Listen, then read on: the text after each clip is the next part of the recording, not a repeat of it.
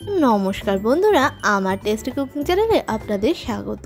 আজকে আমি boneless chicken নিয়ে এমন একটি রেসিপি তৈরি করব যেটা আপনি সন্ধ্যেবেলা স্ন্যাক্সে অতিথি আসলে দিতে পারেন, কিংবা চা আর কফির সাথেও খেতে পারেন, কিংবা বাচ্চারা যদি বাইরে এই খাবারটা খেতে বায়না করে, বাড়িতেই আপনি কত সহজে তাদেরকে করে দিতে পারবেন যে তারা বাইরে এই জিনিসটা খাওয়ার কথা মনেই করবে না। সেটা হলো চিকেন ডোনাট।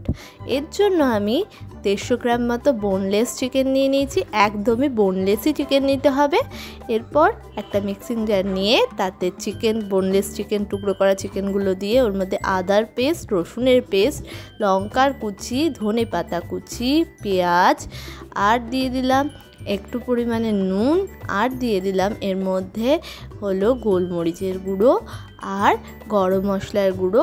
আপনারা যদি চান এর মধ্যে ধনে পাতা কুচি, লেবুর রস, আপনারা যদি চান এর মধ্যে লঙ্কার গুঁড়োও দিতে পারেন। আর এরপর এর মধ্যে দিয়ে দিলাম পরিমাণ মতো তেল, একটা পাউরুটি হাফ করে মানে 2 টুকরো করে দিয়ে দিলাম, আর একটু ব্রেড ক্রাম্বস দিয়ে এটাকে অল্প করে ভালো করে পেস্ট করে নিচ্ছি। তো দেখুন, এটা একটা মিহি পেস্ট আমার তৈরি হয়ে গেছে।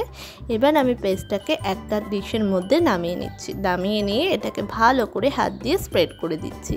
এরপর আমি হাতের মধ্যে একটু তেল ওয়াশ করে গোল গোল করে বল বানিয়ে নিচ্ছি ওই চিকেনের পেস্টটার মণ্ড থেকে। এরপর একটা জায়গায় রেখে মাঝখানে একটা ফুটো করে দিচ্ছি, যেরকম ডোনাট দেখতে হয় ঠিক সেইভাবে সমস্ত ডোনাটগুলো আমি কিন্তু বানিয়ে নিয়েছি।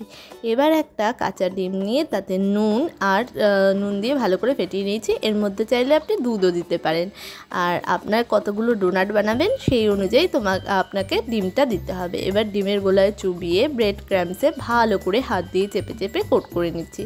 কথা বলতে বলতে কিন্তু আমার ব্রেড ক্রাম্বসে এটা ভালো করে কোট করা হয়ে গেছে, দেখে নিন। এইরকম করে কোট করে নিতে হবে।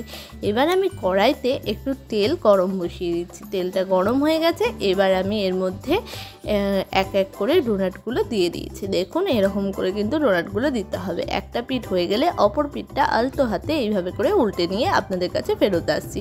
তো সব কটা ডোনাটের দুটো পিঠই ভালো করে ভাজা হয়ে গেছে, তো তৈরি হয়ে গেছে। এবার আমি এটাকে সার্ভ করে দেবো। তো তৈরি হয়ে গেছে আমাদের চিকেন ডোনাট। এবার আমি টেস্ট করে দেখব এটা ঠিক কেমন হয়েছে। এটা জাস্ট ইয়াম হয়েছে। ভাবাই যাচ্ছে না যে এটা কোনো বাড়িতে বানানো খাবার। এটার উপরটা যেরকম করকরে আর ভিতরটা সেরকমই সফট আর জুসি আর ফ্লেভারফুল।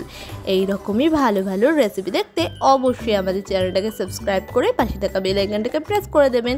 অনেক অনেক অনেক অনেক সাবস্ক্রাইব করবেন, পাশে থাকবেন আর শেয়ার করবেন।